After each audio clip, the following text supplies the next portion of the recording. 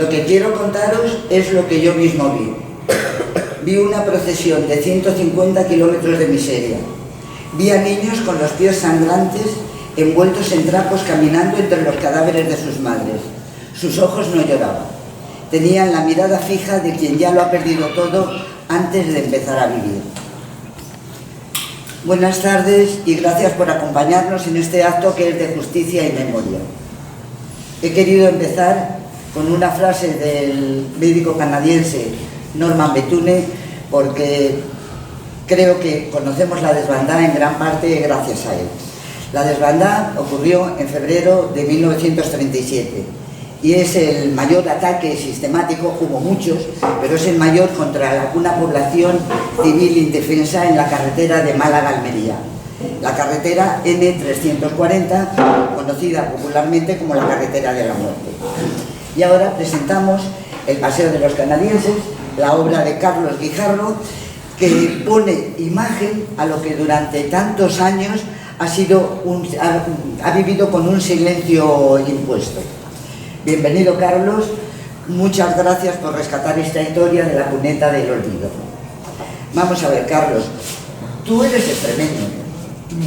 ¿Y cómo llegas a hacer un libro? Es que yo estaba en tu pueblo, en la Siberia extremeña. Sí. ¿Cómo llegas a hacer un libro sobre la desbandada? Lo explicas, en tu libro lo explicas, pero quiero que lo expliques aquí. ¿Qué es lo que te lleva a escribir la desbandada y cómo la descubres? Vale. Bueno, tiene que ver, bueno, antes de hablar de esto, que voy a hablar, quiero hacer una pregunta básica, que es saber si aquí hay alguien que no sepa lo que fue la desbandada. ¿Hay alguien que no lo sepa? Todo el mundo lo sabe. Os hago esta pregunta porque es muy significativo. Partimos de un hecho que es que la desbandada fue probablemente durante muchas décadas, casi 70 años, uno de los sucesos más olvidados, ignorados y silenciados que hubo. Y sin embargo, ahora mismo se puede considerar que la desbandada es probablemente de las cosas más conocidas que hay de los temas de la guerra civil. Gracias, bueno, pues a una serie, a lo que es el movimiento memorialista y a un montón de actividades, asociaciones para la recuperación de la memoria histórica y la memoria democrática. Bueno, sabemos que, por ejemplo, todos los años se conmemora a través de marchas la ruta que hicieron los propios malagueños, entre Málaga y Almería. Sabemos también que todos los años se conmemora a través de la televisión y a través de la prensa este hecho. Este mismo año se ha aparecido en el BOE la declaración de la desbandada como lugar de la memoria, es decir, que institucionalmente, incluso aparte de la iniciativa privada, que es un poco la que ha movido todo esto, institucionalmente se ha reconocido la importancia que ha tenido el tema de la desbandada. Aunque sabemos que todo esto ocurre porque hay el gobierno que hay. Con el próximo gobierno probablemente veremos cómo cae todo esto. Pero lo quería reseñar, ¿no? Digamos que es un caso de éxito que ha tenido la ciudadanía en la recuperación de la memoria histórica y de la memoria democrática. Entonces, bueno, pues hablando del silencio, yo voy a contar exactamente cómo yo lo descubrí. Y lo descubrí allá por el 2012. No estaba en Extremadura, ni veraneaba en Extremadura, veraneaba en Málaga. Y había un paseo muy bonito al borde del mar, que salía del Rincón de la Victoria y se llamaba Paseo de los Canadienses, un nombre un poco extraño.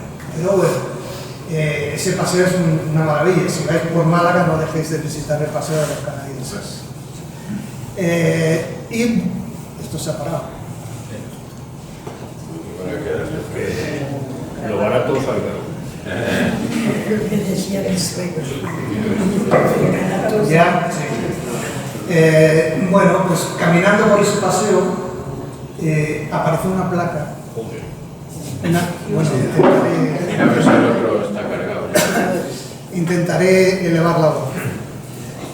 Apareció una placa que decía exactamente, pues no sé lo que decía exactamente, ya no me acuerdo, es el Alfeim. Bueno, venía a decir que era un homenaje a la ayuda que el pueblo de Canadá le dio a los malagueños huidos en la Guerra Civil en 1937. Y citaba el nombre de Norman Bethune. Norman Bethune, yo sabía quién era. Sabía quién era un poco. Él ha dicho mis antecedentes. Yo era maoísta. Y entonces, todo maoísta ha leído el libro rojo de Mao. Y en el libro rojo de Mao hay un artículo dedicado a Norman Bethune y a la solidaridad internacional. Yo conocí a Norman Bethune por ese artículo. Entonces no sabía que Norman Bethune hubiera estado en España. Sabía que había estado en China, que era un médico canadiense, que murió en China con una septomía que cogió en el frente, pero no tenía idea de que hubiera estado en España. Entonces, a partir de ahí, dice, bueno, pues voy a buscarlo. Lo busqué en internet y lo primero que me apareció fue el artículo de Bethune, que es el crimen de la carretera Málaga-Almería, que es un poquito, esa introducción que ha hecho, es el inicio de ese documento. Es un documento demoledor por todo lo que cuenta y la dimensión humana que tenía, ¿no? Y dices, bueno, la primera conclusión que sacas es, bueno, esto es cierto, porque era, según la descripción que hacía, prácticamente era el suceso más dramático de toda la guerra civil. Muy superior a lo que había sido el Guernica en términos de vidas humanas. Y además cualitativamente también lo era, porque era la primera vez, como has dicho, que se atacaba a la población civil y se utilizaba el terror como un arma de guerra, ¿no? Entonces, bueno, pues me surgieron esas preguntas. Si era cierto, por un lado, y inmediatamente la siguiente pregunta es, ¿cómo es que no sabía nada? Yo puedo ser un ignorante, pero la verdad es que nadie a mi alrededor sabía nada. Yo pregunté por ahí y nadie sabía nada de lo que había pasado. Es decir, era un hecho bastante desconocido, ¿no? Entonces, bueno, la verdad es que yo sufrí una especie de conmoción después de leer esto y me propuse investigarlo. Estuve durante un año consultando todas las fuentes que había, estuvieron a mi disposición y evidentemente la conclusión es que eso había ocurrido. No solamente había ocurrido, sino que además estaba investigado. Estaba investigado historiográficamente, si bien dentro de la historia local. Quiero citar los nombres que iniciaron esta investigación, que son Antonio Nadal, Concepción Barranquero y se me olvida una tercera. Jesús Majada. No, Jesús Majada es posterior. Jesús Majada tiene que ver con Norman Bethune, pero lo voy a decir después. Bueno, esos tres hicieron la investigación, pero lo más importante, o lo que a mí más me llamó la atención, eran los testimonios que comenzaron a aparecer a partir de los años 80, testimonios de las víctimas, ¿vale? Esos testimonios no solamente corroboraban lo que Norman Bethune había descrito, sino que además le añadían un componente vivencial terrible, incluso mucho más terrible, ¿no?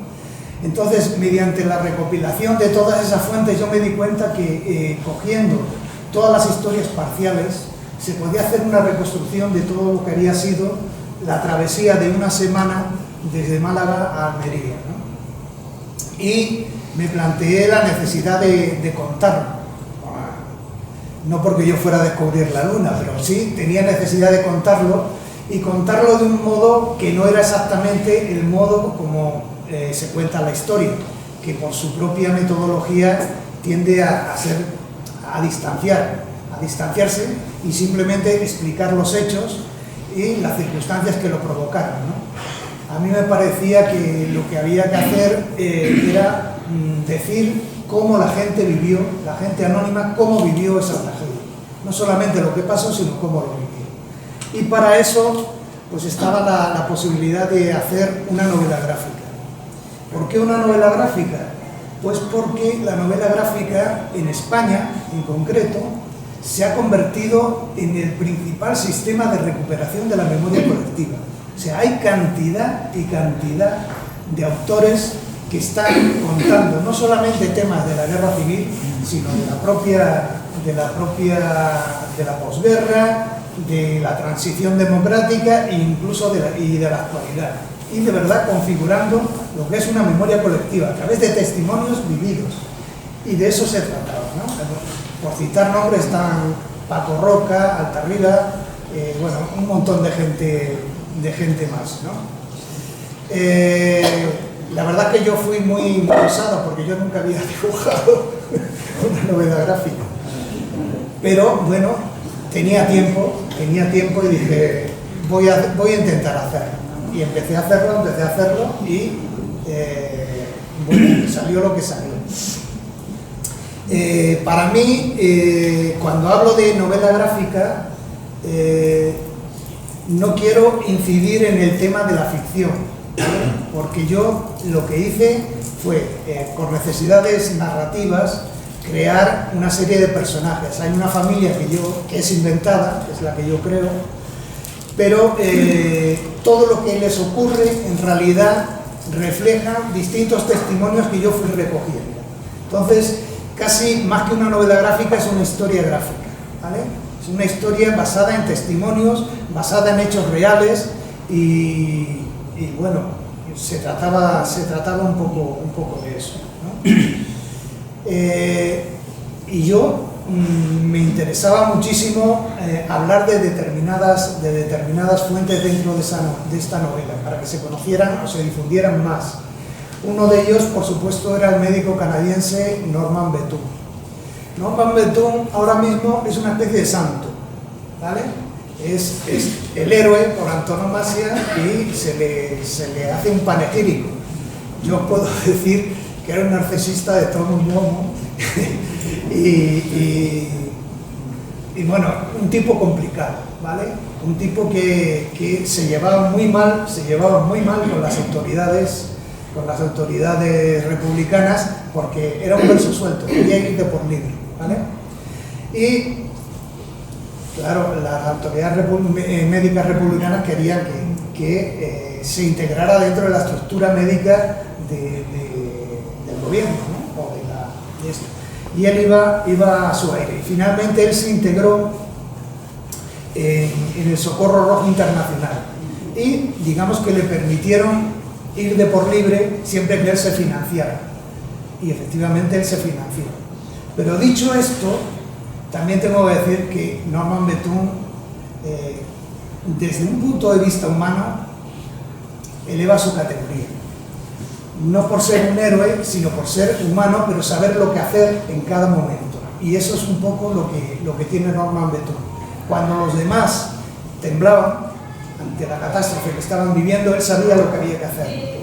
Y bueno, pues la importancia que tiene Norman Bethune se suele incidir en que fue el único que ayudó a la gente en la travesía. Eso es importante y no lo voy a negar, pero más o menos echando cuentas os aseguro que no pudo salvar a más de 150 personas. Su importancia no está ahí, su importancia está en que fue el primero en denunciar los hechos.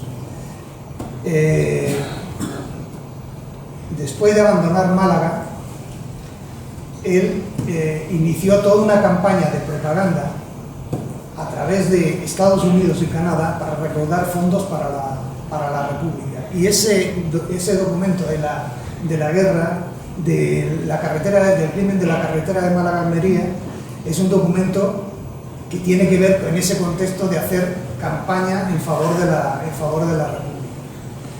Además de ese documento que llegó a aparecer, por ejemplo, en el New York Times, aparece ese documento, lo publica. Otra de las cosas importantes es el testimonio gráfico que un ayudante suyo, que es Hassan Saiz, hace de la carretera. Toma 26 fotografías que son el único testimonio gráfico que hay de que ese suceso ocurrió. Y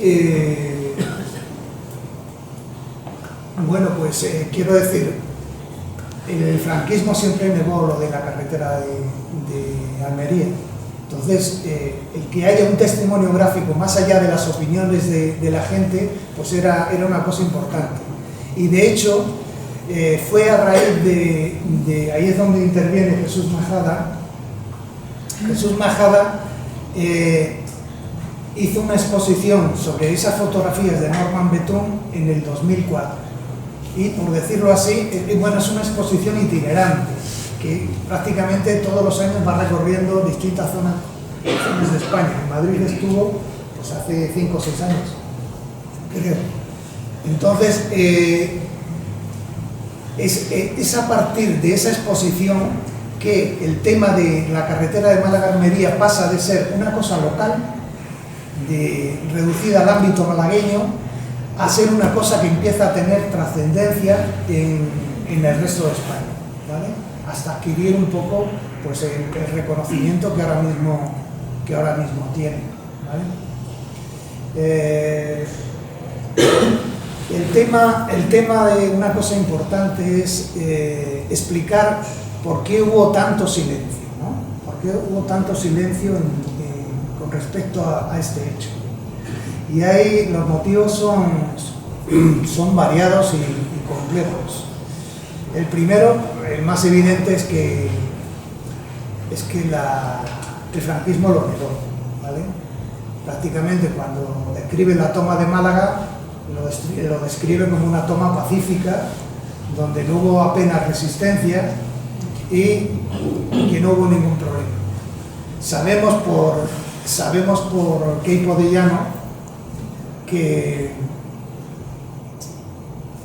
en sus alocuciones a través de Radio Sevilla decía: me cuentan que un gran número de malagueños huyen por la carretera de Málaga-Almería. Para ayudarles en su vida, les he enviado a la aviación, ¿vale? O sea que, digamos que había un reconocimiento, pero el franquismo lo negó. Hay una serie de publicaciones en ABC en la época donde aparecen una serie de fotografías malagueños volviendo a Málaga. Si os fijáis en esas fotografías, que a veces se ponen como fotografías de la desbandad, dice, ¿estos son la gente de la desbandad? No es la gente de la desbandad. Las mujeres van vestidas como de domingo, como si fueran de picnic. Y esa no era la gente de la desbandada, ¿vale? Son las fotografías que aparecen en el ABC. Bueno, entonces, la negación por un lado del franquismo. Después, el silencio de la República. ¿Por qué hubo silencio en la República? Pues por varios motivos. El primero es porque la caída de Málaga no ofrecía una imagen de resistencia, que era lo que se trataba, ¿vale? Había habido un golpe de Estado y lo que había que intentar por parte de las autoridades republicanas era ofrecer la imagen esa de que el pueblo estaba resistiendo, ¿no?, al golpe de Estado. Eso por un lado, pero por otro también porque el papel de las propias autoridades republicanas quedaba bastante en entredicho. Quedaba en entredicho porque directamente las autoridades republicanas desertaron. De hecho, la propia denominación, la desbandada, es significativa. Significa que no hubo una evacuación organizada, ¿vale? Y sobre esta huida de las autoridades, yo lo recomiendo, además de que es un gran escritor, lo recomiendo porque es el único que lo recoge. Estoy hablando de Arthur Koestler, que es el autor del Cero al Infinito, que tiene un documento que se llama Diálogos con la Muerte, un testamento español. Y entonces narra la caída de Málaga de una manera espeluznante, y sobre todo él fue testigo, porque fue a entrevistarse en el momento donde todo el mundo estaba huyendo, fue a entrevistarse con las autoridades republicanas y las pilló largándose en automóviles, en camiones y demás. Le ofrecieron a él irse con ellos. De hecho, se montó en un coche. Y viendo la diferencia que había entre cómo iba la gente a cómo iban las autoridades, decidió bajarse, y además se bajó a la fuerza, o sea, porque el coche no paró, se tiró del coche para quedarse. Arthur Koestler, el día 8 le detienen y le condenan a muerte. Esos diálogos con la muerte son precisamente escritos, le condenan a muerte, le trasladan a Sevilla, y finalmente es un caso de intercambio, le intercambian por la mujer del capitán Aya. El capitán Aya era el piloto de Franco, el piloto del Dragón Rapid, y uno de los participantes en los bombardeos previos de Málaga, y no se tiene constancia exactamente de si él bombardeó a la gente en la huida de los malagueños, pero se sabe que pertenecía al cuerpo de los bombarderos, ¿vale? Y además es una figura preeminente. Este Carlos Aya hay que resaltarlo porque hasta el 2009 el hospital universitario de Málaga se llamaba Carlos Aya, ¿vale? Todavía la avenida donde está el hospital se llama Carlos Aya, eso no se ha quitado, y sigue siendo una figura como de prestigio, ¿no? Esa era una de las de Norman Bethune, Arthur Koestler, junto a otros que también cito, son figuras muy importantes para enterarse de primera mano de todo lo que ocurrió. Y luego hay otra figura que quiero comentar. Vamos a ver, en cuanto a las cifras de muertos que hay en la carretera, más o menos la cosa oscila entre 3.500 y 5.000, por ahí es por donde van las cosas. Es imposible documentar el número de muertes que hubo, son estimaciones, ¿vale? Lo que sí está documentado es lo que pasó con la gente que no llegó a llegar a Almería, porque en la carretera de Málaga a Almería se estableció un frente en la ciudad de Motril, en la ciudad de Motril, que es más o menos un punto intermedio entre Málaga y Almería, ¿no? Y la gente que no pudo continuar tuvo que volver, ¿vale? A esa gente que la llevaron en tren, no son esas fotografías donde la gente va en burro y en carros volviendo a Málaga, sino era gente que la hacinaron y la llevaron al puerto de la Malagueta en tren, ¿vale? Y allí hay cifras aún más dramáticas. De entrada, todo aquel que hubiera participado en la desbandada se convirtió en una acusación de cargo. Es decir, tú has subido porque tienes algo que ocultar. Y de hecho, fue el motivo por el cual se juzgaba a mucha gente. Y entonces, bajo la denominación conspiración para la rebelión, que manda narices, se acusaba a todo aquel que hubiera sido favorable a la República de conspiración para la rebelión, ¿no? Bueno, pero lo que voy a decir es que el problema más gordo tuvo que ver con la gente que volvió o no pudo salir de Málaga. Hay documentados en el cementerio de San Rafael en Málaga 4.700 fusilados.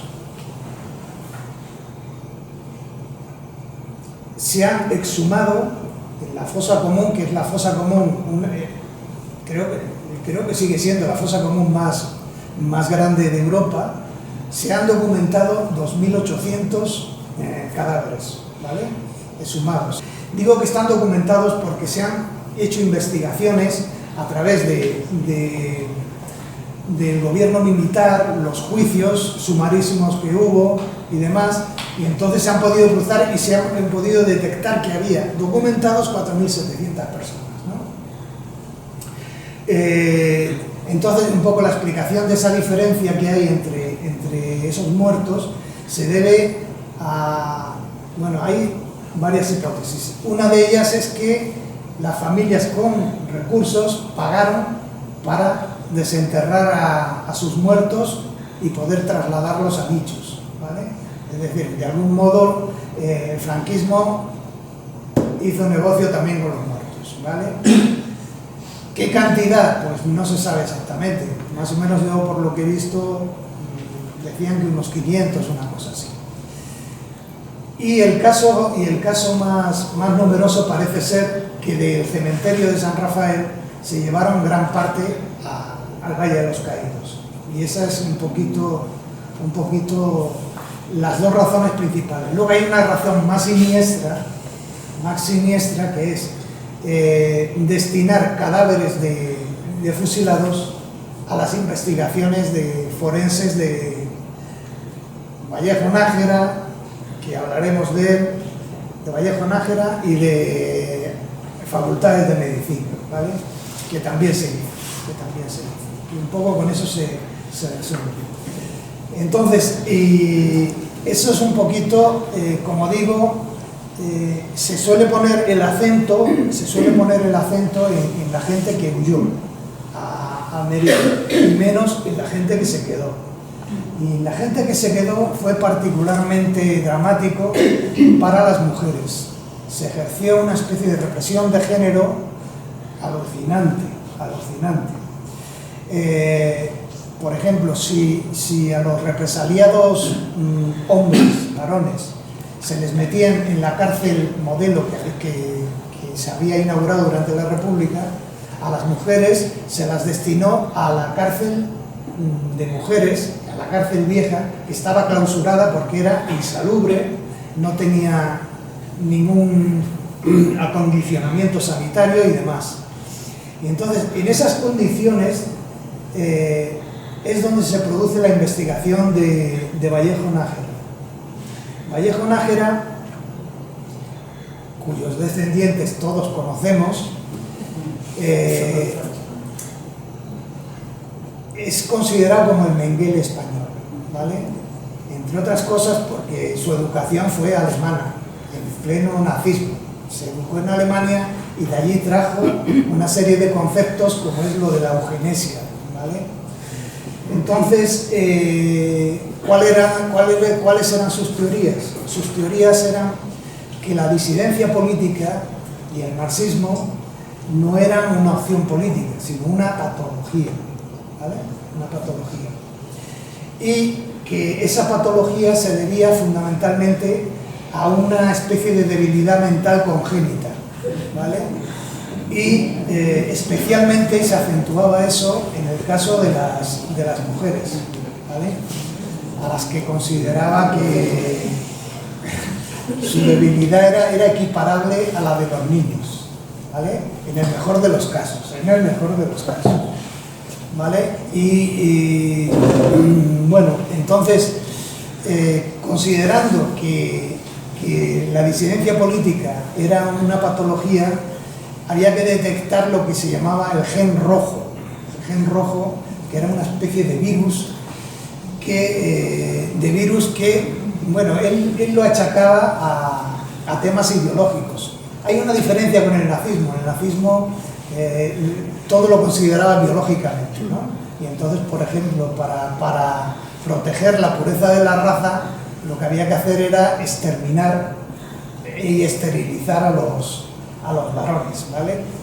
Este no, este era como más comprensivo, ¿no? Y entonces lo que decía es que había que reeducar a las mujeres y someterlas un adoctrinamiento, porque sin religión católica ellas se iban a abandonar a sus instintos sádicos y sexuales, vamos, básicamente, ¿no? Y entonces consideraba que había que proteger la raza, y para proteger la raza había que separar a las mujeres de sus hijos. Y de hecho, digamos que todo el tema del robo de bebés bajo el franquismo está fundamentado pseudocientíficamente por todas las teorías de Vallejo Nájera, ¿vale? Y eso se ha prolongado hasta muy pronto, ¿no? Entonces, un poco Vallejo Nájera lo que daba es una especie de cobertura pseudocientífica a la represión política, ¿vale? Y además justificaba todo el tema de la represión hacia las mujeres, que las detenían por cosas como ha bordado una bandera republicana, no va a misa, tiene el marido, los hermanos huidos. Esas eran las acusaciones que les hacían a las mujeres. Y por supuesto eran señaladas, las hacían de los vecinos para degradarlas, para que tuvieran vómitos, diarreas y demás, las rapaban al cero para señalarlas, en fin, todo ese tipo de historias, ¿no?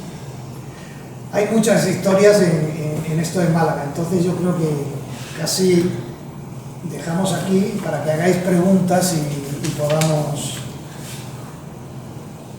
contestar. Sí, dime. Has estado antes contando cuáles eran los motivos por los que se sabía tan poco sobre la desbandada. Yo creo que falta uno, ¿no? Y es que la gente que tenía un gran altavoz internacional decidió no utilizarlo porque estaba pintando el Guernica por el que le había pagado la República. Y encima, para más Inri, Picasso encima ha quedado para la historia como el gran pintor internacional que pintaba en contra de Franco y en contra de la guerra, cuando Franco, la guerra y todo lo demás se la refanfinflaba si no era bajo el dólar y bajo la peseta, ¿no? Entonces alguien que era de Málaga, que seguro sabía lo que había ocurrido en Málaga, y teniendo el altavoz que él tenía, ¿cómo es posible que jamás se manifestara, o casualidad, de Guernica sí que se manifestó, ¿no? Entonces, es una cosa que me llama mucho la atención. Yo tengo muchas cosas en la cabeza, entonces se me olvida. Hay dos cosas más. Uno de ellos es el tema de Guernica de Picasso. Yo no me atrevería a decir que Picasso no sabía lo que había ocurrido en Málaga, entre otras cosas porque, ya como digo, la izquierda no lo hirió, ¿vale? No lo hirió. Entonces, lo de Guernica era una cosa que inmediatamente cantó, porque había reportajes gráficos, prensa internacional, se publicó en todas partes, estaba ahí en el ¿Pero que era malagueño? Sí, te digo, no creas que las fuentes de información, ¿por dónde le podían llegar? ¿Por dónde le iban a llegar? Le podrían llegar por las autoridades oficiales, y esos no iban a idearlo. Te digo que además en la imagen, en la exposición esta internacional que había, lo que había que era denunciar el fascismo y como digo, incidir en que la República estaba resistiendo. Entonces, lo de Málaga no era un espejo en el que mirarse, Y luego otra de las razones de por qué se ha prolongado a lo largo del tiempo, evidentemente, es el pacto de silencio de la transición, ¿vale? El pacto de silencio de la transición es el que hace que todos sabemos que hubo una especie de acuerdo en decir, vamos a que prevalezca la estabilidad política frente a la justicia. No vamos a remover el pasado, Y eso la izquierda lo aceptó, fue un pacto. La reconciliación basada en el silencio, ¿vale? Pero yo te lo compro todo eso, porque de hecho yo nací a metros de una fosa con 400 personas, de la cual me enteré a los 45 años, o sea, pero en el caso de Picasso, malagueño, con familia y amigos malagueños, que no le llegara nada, empezó a pintar el Guernica en mayo, y la desbandada fue en febrero, me cuesta mucho creerlo, pero bueno, siendo malagueño, otra cosa es que fuera gallego, pero siendo malagueño... pero ya no tenía, su familia ya no estaba en Málaga, su familia estaba en Barcelona, en fin, quiero decir, pues se puede incidir y decir, bueno, lo que es lamentable es que el símbolo de la barbarie fascista sea el Guernica y no tenga relación con Málaga. Los hechos se han producido tal como se han producido, ¿vale? En lo que hay que pensar es en el hecho de que esto se haya recuperado. Y otro de los motivos por los cuales no se conoció es que no hay un Lorca en esta historia, ¿vale? Toda la gente que muere es gente anónima, ¿vale? No hay ninguna figura política, ni literaria, ni artísticamente reseñada dentro de esta historia. Eso contribuye a que no se visibilice, También participa el miedo, ¿Eh? El miedo para el No. Y luego, bueno, pero eso está claro. Por ejemplo, vamos a ver, en Málaga tú preguntas a cualquiera y todo el mundo tiene una familia que tiene algún tipo de relación, algún tío, algún hermano, algún sobrino que haya participado en la desbandada, ¿vale? ¿El problema cuál es? El problema de los sucesos traumáticos pasa en Málaga y pasa en todas partes. Los sucesos traumáticos, para que se vuelvan a evidenciar, hacen falta 3 generaciones. 3 generaciones.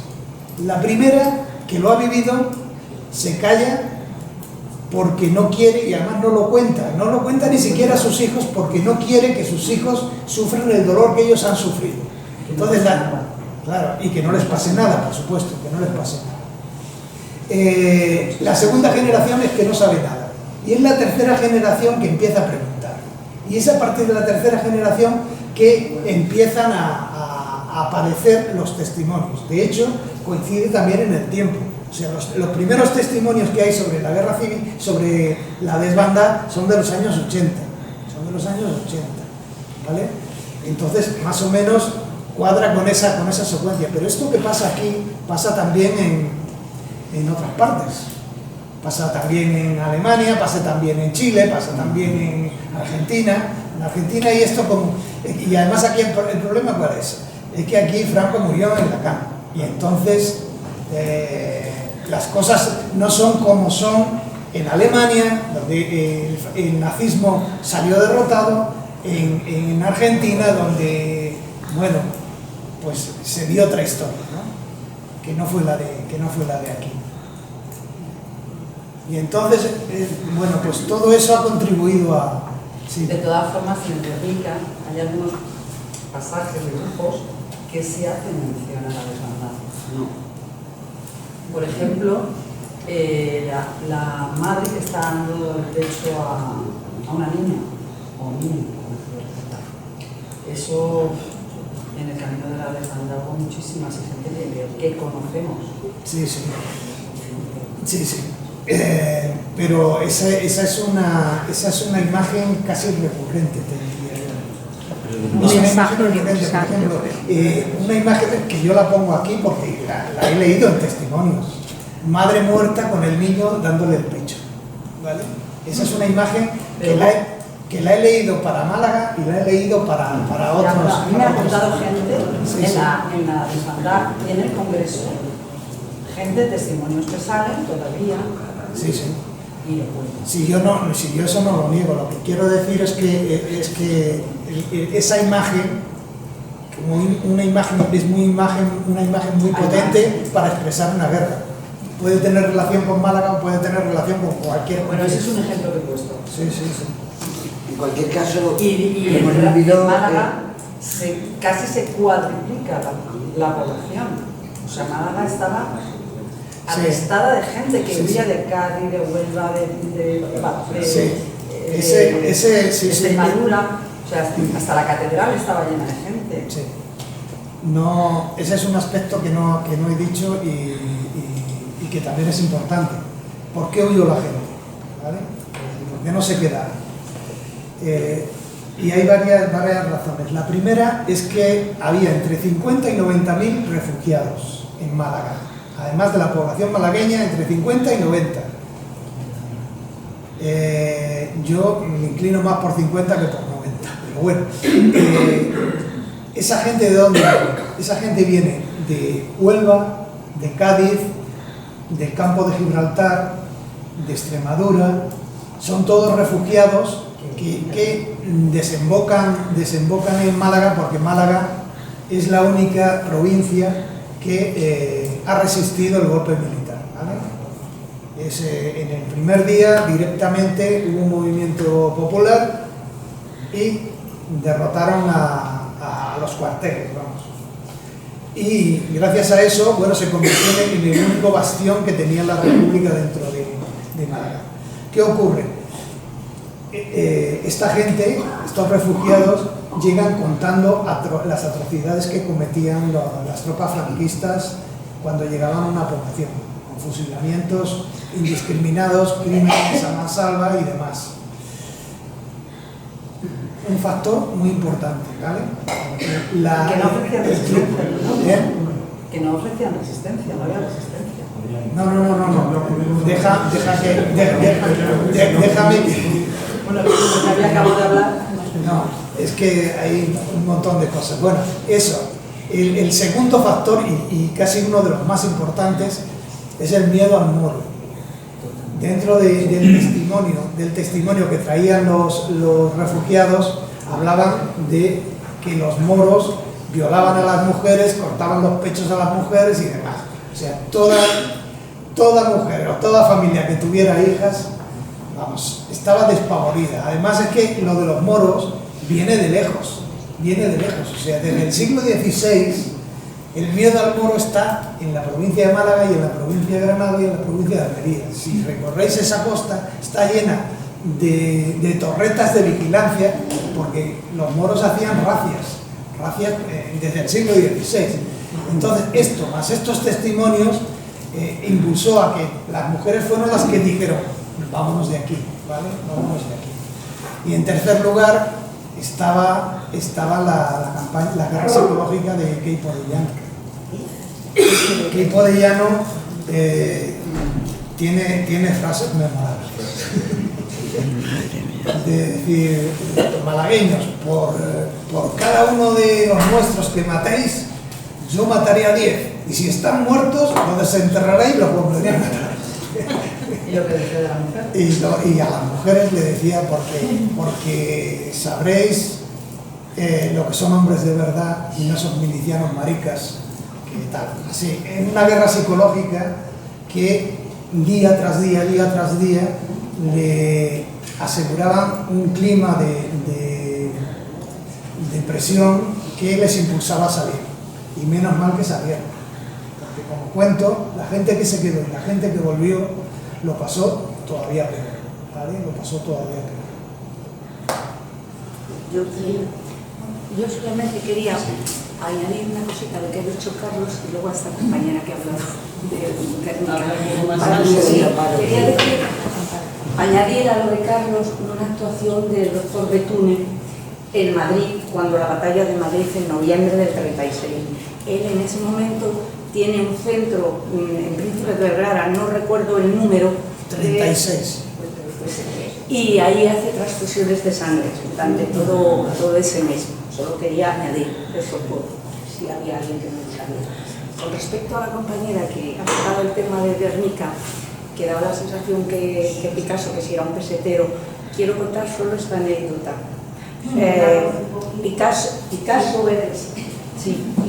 quiso pintar unos desastres de la guerra a la vez que los desastres de Goya. Entonces lo quiso hacer gratis, pero fue el embajador republicano Luis Araquinstein, el embajador en París, que dijo que no, que eso era un encargo de la República porque quería que ese cuadro estuviera en la exposición del 37. O sea, solamente para decirte que no sé, que sería pesetero, pero en este caso no solo eso, sino que gracias a eso es que se pudo recuperar el Guernica. Exactamente. ¿Vale? Porque la titularidad del Guernica era del Estado, era de la República. Y eso se lo dijeron como uno de los motivos era garantizar que ese cuadro iba a ser propiedad de la República. ¿Vale?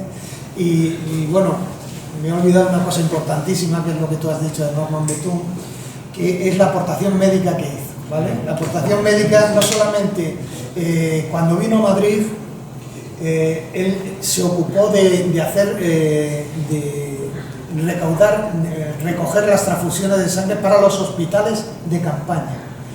Y se encontró con un problema muy acuciante, y es que muchos de los heridos no llegaban vivos a los hospitales porque se desangraban en el camino. Entonces ideó un sistema que es de una unidad móvil de transfusión de sangre. ¿Vale? Ha habido mucha polémica con esto porque en paralelo, en el frente de Aragón, otro doctor que se llama Jordán utiliza el mismo sistema y los dos se conocieron. Y es más, debo decir que uno de los ayudantes de Norman Bethune, que es Thomas Worsley, que es un escritor, que tiene el mayor relato, el relato más extenso de lo que ocurrió en la carretera, es de Thomas Worsley, que no le gustaba para nada. Norman Bethune es el que dice que era un narcisista de mucho cuidado, que iba a los sitios con un taco de fotografías firmadas y las iba a repartir.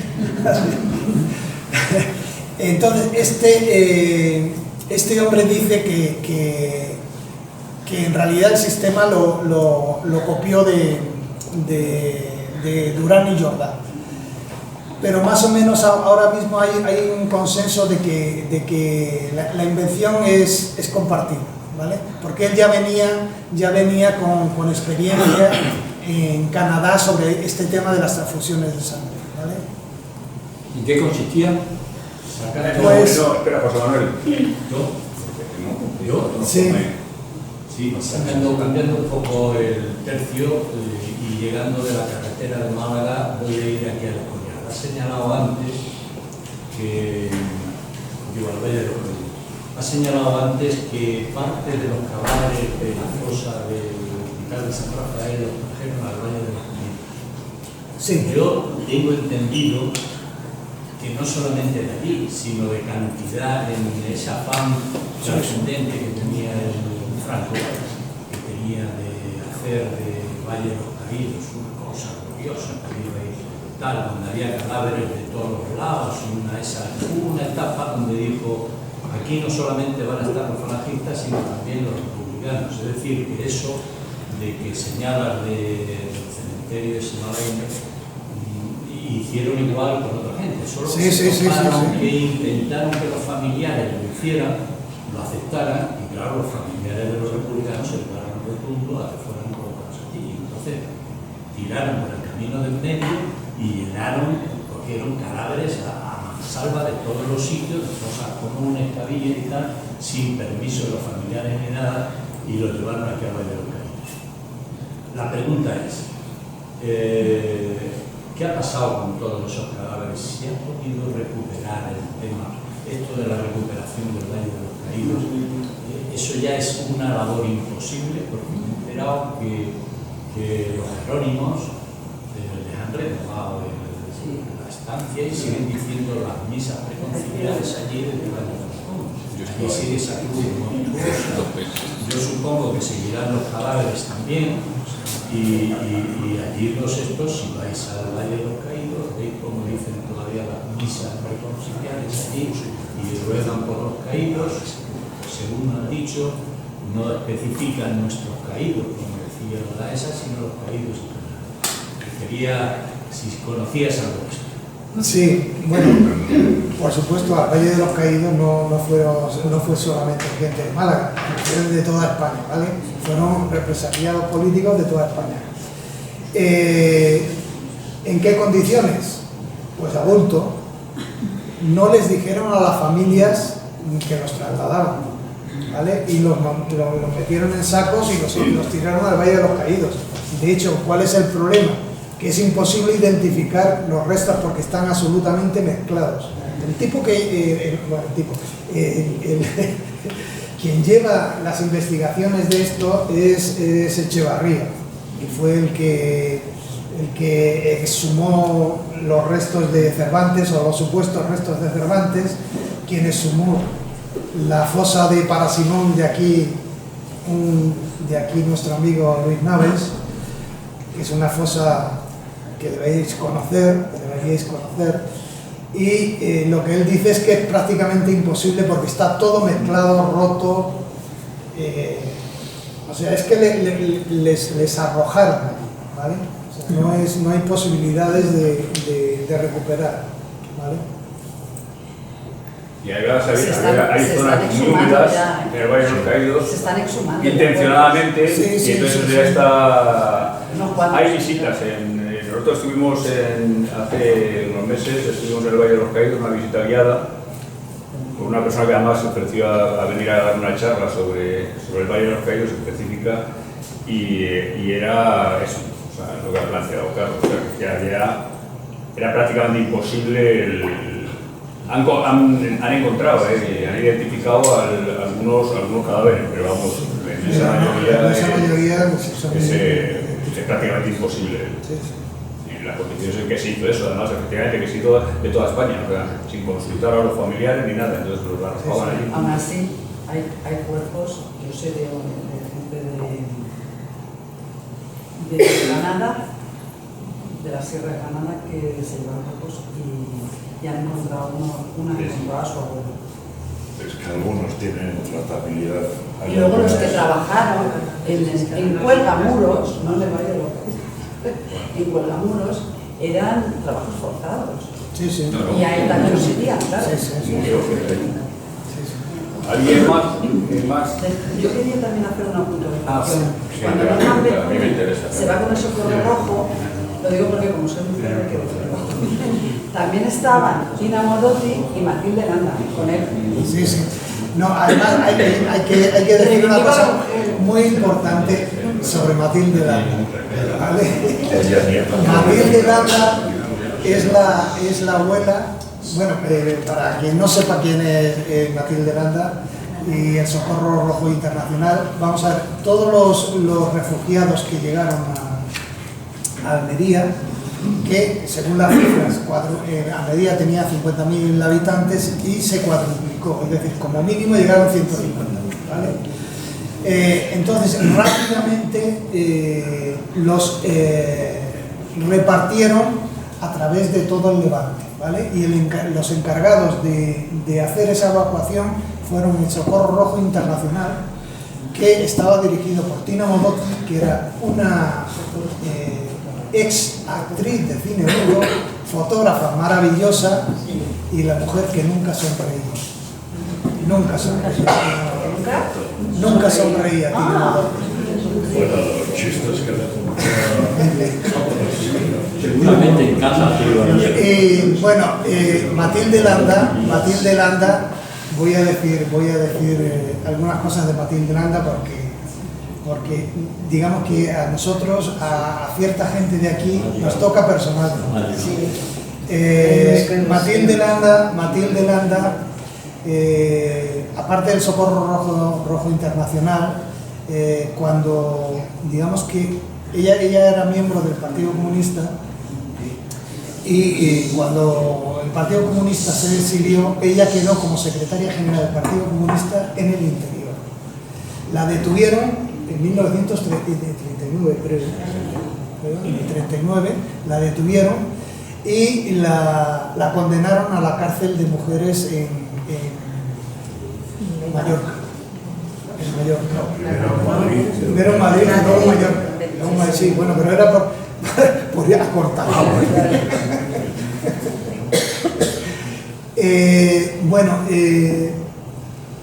Con un conjunto de presas. Intentaron chantajearla. ¿Cómo la chantajearon? La chantajearon diciendo, bueno, Matilde Landa estaba casada con un ganivet. es decir, era de familia potente.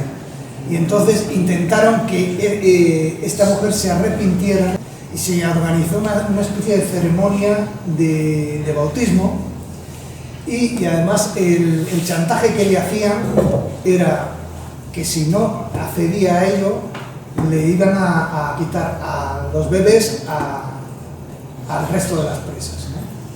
Entonces el día donde estaba planteado lo de su bautismo, se arrojó por unas escaleras y se mató. ¿Por qué digo que tiene relación? Bueno, que se mató, que se mató. Se suicidó. Se suicidó. Quiero decir, en el último momento lo bautizaron. y la bautizaron es mortem, ¿vale? ¿Por qué digo que tiene relación? Porque era la abuela de una muy querida amiga, ya fallecida, que era vecina de Moratalá y amiga nuestra, y que era conocida como Carmen la Negra. ¿Carmen? Carmen la Negra, que muchos la conocimos, y era la abuela de Era la madre, la madre se llamaba Carmen, pero la conocimos. Y era las cartas a Carmencita, que hay una serie de cartas a Carmencita, que era su hija, era la madre de Carmen la Negra.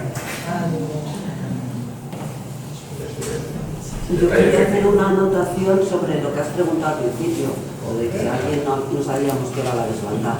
Reconozco que yo me enteré en 2017 y además con todo el mundo que preguntaba se quedaban pláticos. O sea, nadie había oído hablar de la desbandada, nadie sabía lo que era. Precisamente me enteré por Amalia Noguera, que ha escrito un libro que se titula Igualito Bello. Sí, el paseo de los canadienses. Y me enteré por ella, porque estaba ella entonces investigando para escribir su novela, ella lo ha hecho en forma de novela. Y joder, es que me quedé muerta, yo nunca jamás había oído hablar de esto, y habían pasado 80 años. Entonces, bueno, ahora parece que nos vamos enterando un poco, pero es que hace 10 años casi nadie había oído hablar de esto. Y lo que queda, en realidad todo esto, uno de los motivos por los cuales yo me decidí por la novela gráfica es por llegar a gente que no lee historia, ¿vale?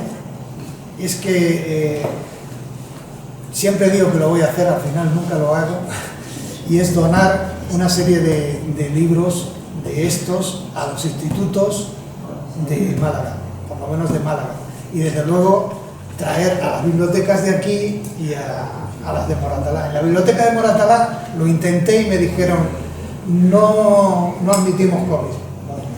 No admitimos Cómics. Aquí sí. ¿Cuál de ellas? En la biblioteca de Moratalá. La de siempre. Pero tiene una sección muy amplia. Sí, bueno, tiene una sección muy amplia. No es que no admitimos cómics, no admitimos donaciones. No admitimos donaciones. Vamos a respetar el turno. Sí, en detalles técnicos. Sí, oye, una cosa, has citado antes que solamente hay 26 fotografías sobre la libertad. Yo he leído y he visto algunas fotos que se atribuyen a Robert Capa. Sí. Y yo no sé si Robert Capa estaba... No estuvo en la carretera. Robert Capa estuvo en Málaga. Y las fotografías de Robert Capa son las fotografías de los refugiados en Almería. No, no de milicianos, ¿tiene fotos de mujeres también? No, refugiados. Refugiados. Bueno, perdóname, pero siempre he comentado que el problema del sonido para mí es importante. Las fotos que he visto de Robert Capa son fotos de mujeres en la carretera. Pero esas fotos de mujeres en la carretera son del paso por los Pirineos. ¿Vale? Es un primer plano de una mujer que va con un atillo y una niña. No, perdóname. Si tú entras en Wikipedia y miras la desbandada, hay la primera foto que ves, es una foto de unas mujeres que se atribuye a Robert Capa. Entonces la pregunta, yo no lo sé, yo he seguido mirando pero no he podido profundizar más en el tema. Me cuesta un poquito de trabajo el pensar que si Capa hubiese estado allí, no hubiese tenido, como bien habéis hablado, mucha más resonancia el problema de la masacre que se cometió.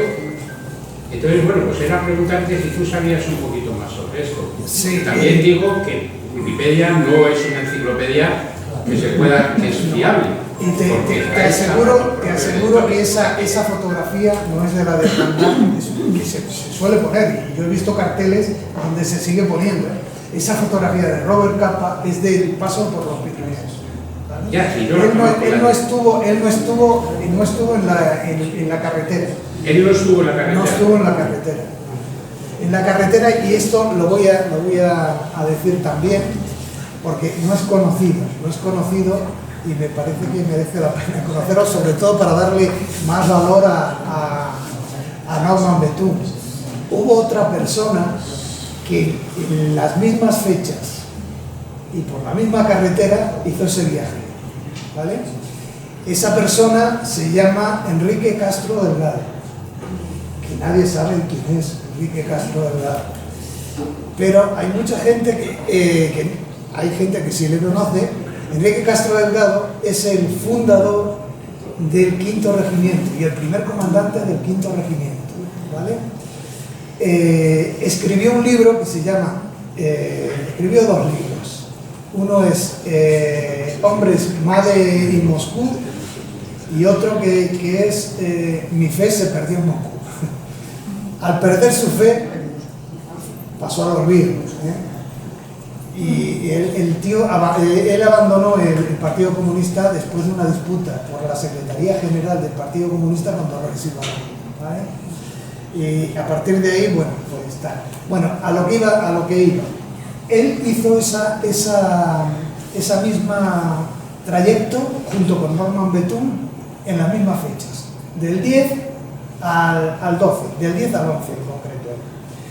Bueno, si leéis, es increíble, porque si veis ese paseo por la carretera, solamente tiene un párrafo de 2 líneas, hablando de la gente que huía, y dice, y se oían los gritos de las mujeres buscando a sus hijos y a sus hijos buscando a las mujeres. No dice más, y hizo toda la carretera en coche, ¿vale? ¿Por qué hizo ese trayecto? Porque cuando cayó Málaga, la República montó una comisión para investigar qué es lo que había ocurrido, ¿vale? Y entre los que estaban comisionados estaba Enrique Castro Delgado, y el resto de la comisión se quedó en Almería, y él decidió visitar toda la carretera, entre otras cosas para saber dónde estaba el frente. Y la única preocupación que tuvo en todo eso era dónde estaba el frente, dónde estaba el ejército republicano, ¿vale? Que finalmente lo localizó en Motril. Pero como digo, es increíble que haciendo el mismo trayecto no citara el sufrimiento de la gente a lo largo de todo ese trayecto. Y su única preocupación, hay que tener mucho cuidado que no nos vayan a robar el coche, ¿vale? Esa era su preocupación. Lo que huía, vamos. Espera, Víctor, espera, que hay turno. Sí, Ángel. Bueno, muchas gracias por invitarnos una parte de la desbandada, pero hay un hecho que no se comenta nunca, y es los secretos del Vaticano. Tiene una documentación impresionante. Ahora, digo yo, mientras tengamos y no eliminemos los acuerdos de la Santa Sede, tendremos siempre los mismos problemas que tenemos ahora, que no sabemos realmente muchas de las cosas que pasaron. Eso es lo que digo. Los secretos del Vaticano son inescrutables.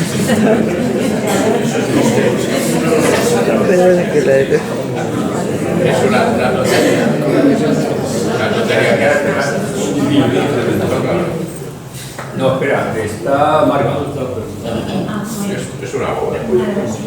Era solo un dato, porque algunos no lo sabéis, Cuando vino Betún en noviembre del 36, él se afilió al Partido Comunista y lo que quería era ayudar a la República, y se instaló en un edificio en la calle Príncipe de Vergara, a la altura de Juan Bravo, sobre los 100 y pico, que todavía se conserva, o sea, se puede visitar, donde se hizo la primera transfusión de sangre en España.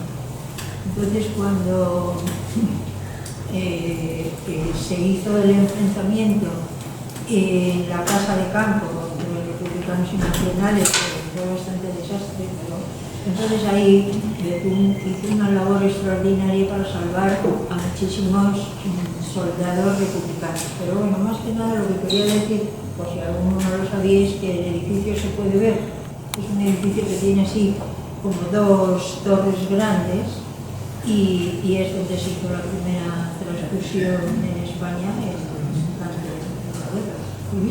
Es curioso, porque es que no se dice, hay muchísimas cosas que no se cuentan y pasamos por delante a lo mejor.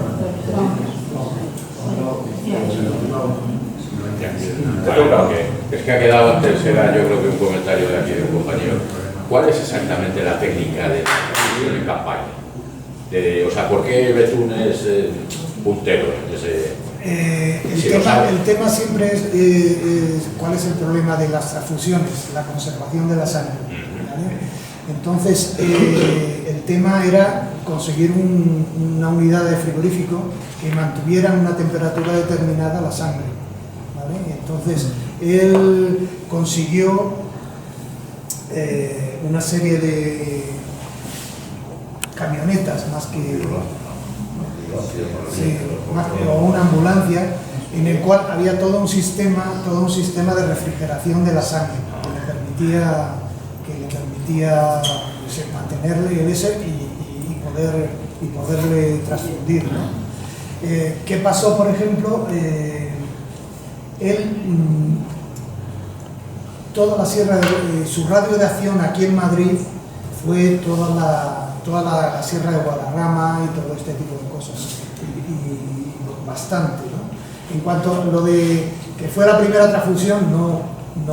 Aquí se sabía hacer transfusiones de sangre en los hospitales, ¿vale? Lo que no había fue este sistema de unidades de frigorífico. Él construyó, por decirlo así, los envases para refrigerarlos y tal, y además él tiene una serie de croquis donde dibuja claramente cuál es el utensilio utilizado, ¿no? Y entonces eso es lo que le permitía acudir al frente directamente a los... De hecho, él cuando va a Málaga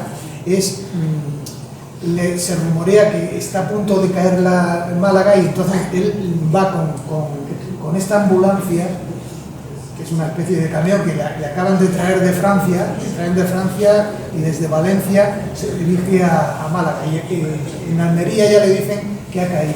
Entonces, de todos modos, dice, bueno, pues vamos a ver dónde está el frente. Y va con su ambulancia por toda la carretera, y cuando se encuentra el horror de toda la gente con todos los padecimientos que está sufriendo, dice, y ahí es donde digo yo que se muestra el valor de Norman Betún. Decide directamente quitar todas las unidades de refrigeración y todo lo que había en el interior de la ambulancia, y se dedica a hacer viajes llevando fundamentalmente a mujeres y a niños, ¿vale? Hace 3 viajes en total, porque la ambulancia se le estropea y no puede hacer más, ¿vale? Durante 3 días hace así, bum, bum, y entonces, viendo el tamaño de la ambulancia, te digo que si metes ahí a más de 50 es mucho meter, ¿eh? Es mucho meter. Entonces, pues eso, digo, en el mejor de los casos salvaría a 150 personas, pero que ese no es lo importante de Norman Betún, en mi opinión.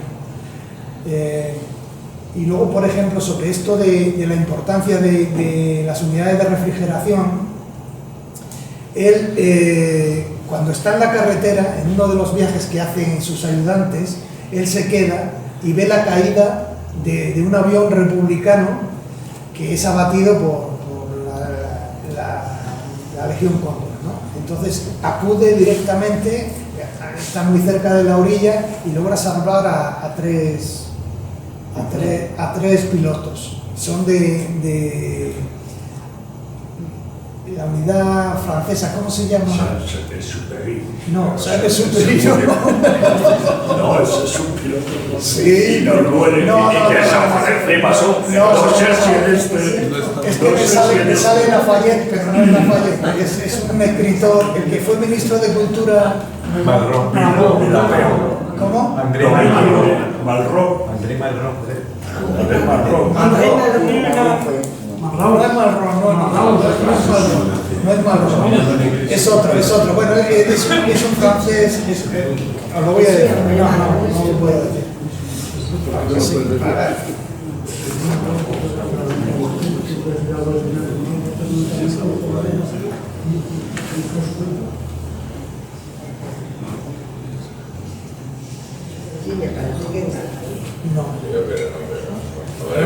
No lo tengo recogido. Bueno, sí, de ese. Fue después ministro. Sí, fue después ministro. Bueno, la cosa es que logra salvar a tres pilotos y lo lleva a un hospital de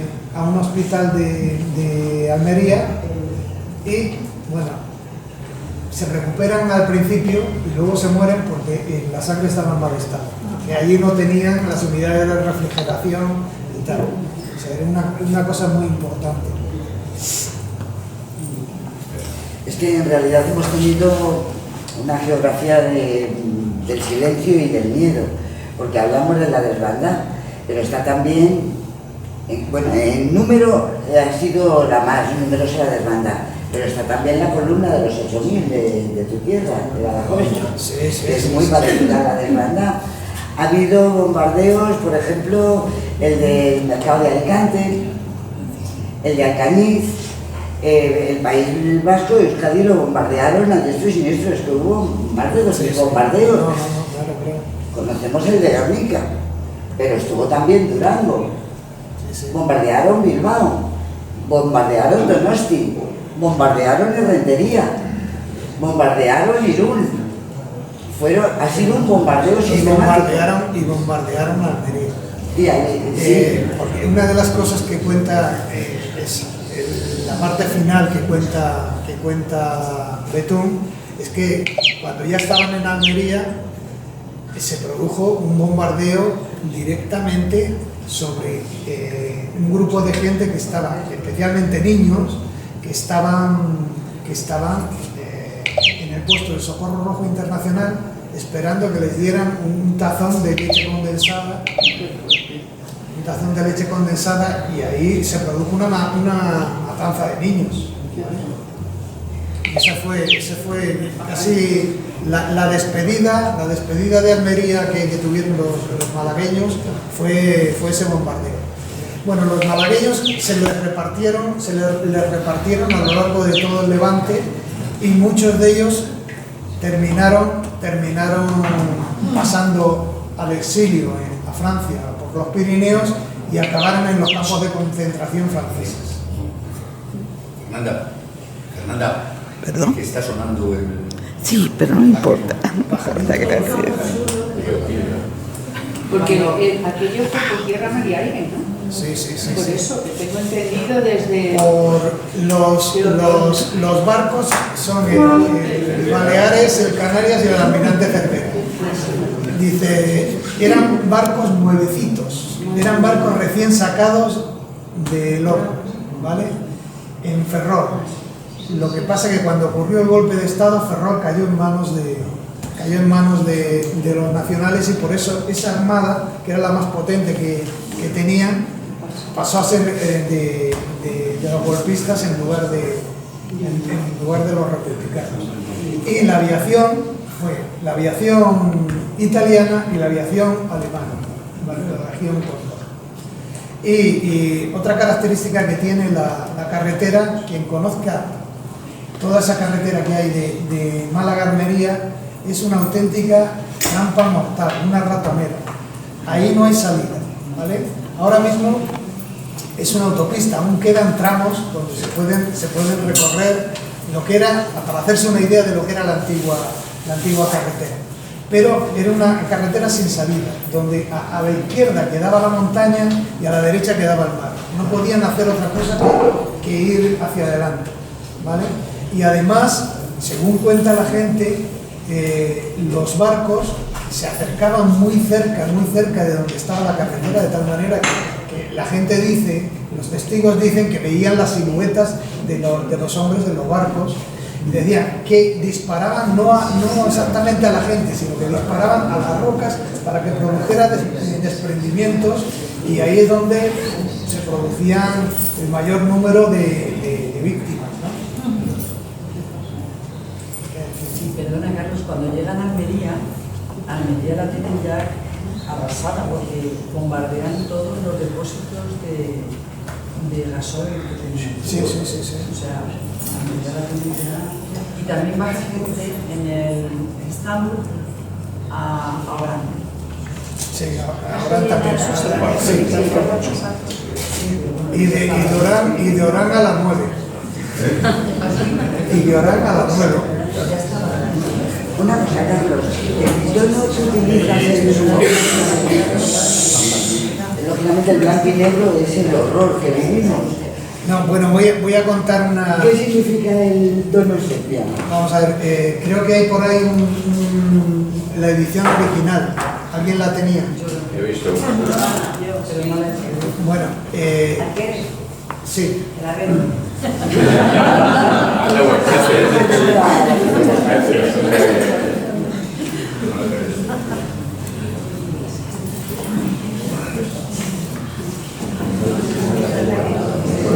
Esta es una edición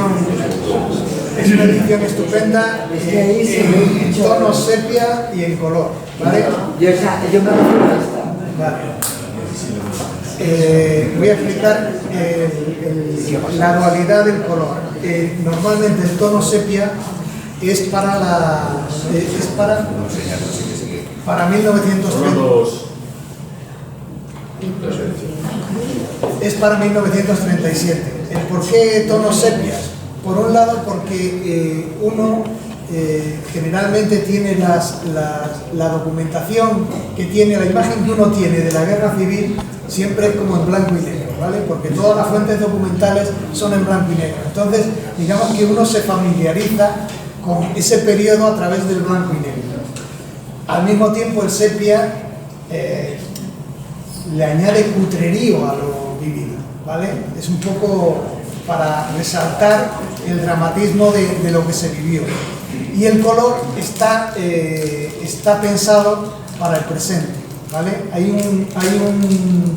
una dualidad entre la persona que está contando la historia, que es una niña que se llama Macarena, niña de 12 años cuando en 1937, y ya una abuela en el presente, que se pone a recordar. Entonces, hacer una relación entre el presente y el pasado, de tal manera además establecer una especie de continuidad. Esto que ocurrió sigue afectándonos al presente y de hecho sigue condicionándonos en el presente. Hay un punto al final de la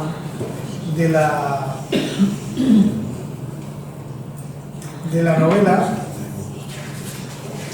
donde ella, la abuela pide, no había vuelto a la carretera, pero pide, después de haber contado toda la historia, pide volver a la carretera. Entonces se encuentra pues, con